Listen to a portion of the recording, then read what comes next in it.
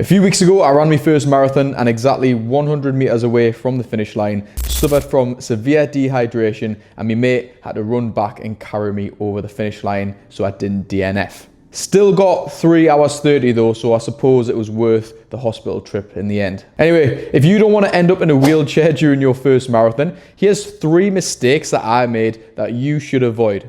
Number 1 is not specifically training for your first marathon. For the past 3 months, I've been specifically training for Hyrox Sydney, which is in July, which means I've done absolutely no marathon prep. I thought that because I'd done an ultra marathon at the start of this year, that my body would be used to going that distance. And yeah, it wasn't ready.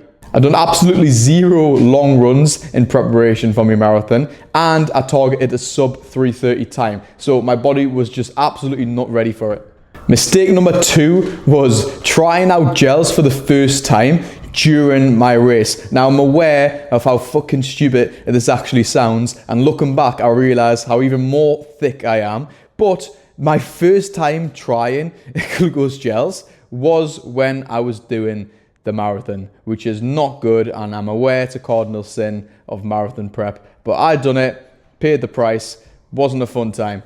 And mistake number 3 is not actually hydrating properly before the race. Now, I'm a fighter, I'm used to cutting and rehydrating before and after fights, but endurance sports are a completely different ball game altogether. You've got to remember with these endurance events that they last for a hell of a long time, which means that you might wake up in the morning feeling fine, feeling like you don't need that extra bit of water, but when you're 3 hours into that marathon, into that ultra, you're really gonna feel the lack of preparation that you've done the night before. I woke up in the morning, had a small cup of water, didn't even finish it, and a cup of tea, and that was it. I felt absolutely fine. Again, hindsight's a bit of a bitch here, but I should have woke up and at least had 1 to 2 liters of water before I even set out the door. Maybe even some electrolytes. This is especially important if you're in a hot and humid climate like Brisbane, where I've done the marathon, because when it's hot and humid, you tend to sweat a hell of a lot more, which means you lose more fluids, and guess what? You become dehydrated easier. Anyways, I hope this helped at least one person out there. Maybe there's not that many people that are as stupid as me, but if I've helped one of you, that's great. I've got a Hyrox coming up in July. Let's see if I fare better then. Thanks for watching. I'll see you later.